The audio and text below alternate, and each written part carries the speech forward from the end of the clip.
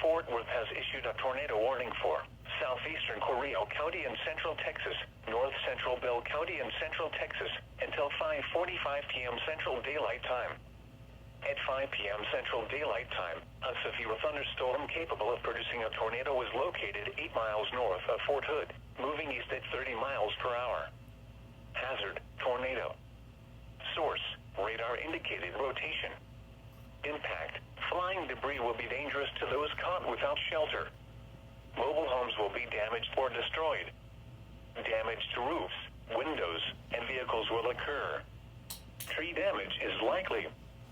This dangerous storm will be near Mother Nutt State Park around 5:40 p.m. Central Daylight Time. Big River around 5:45 p.m. Central Daylight Time. Other locations impacted by this tornadic thunderstorm include Oglesby. Take cover now. Move to an interior room on the lowest floor of a sturdy building. Avoid windows. If you are outdoors, in a mobile home, or in a vehicle, move to the closest substantial shelter and protect yourself from flying debris.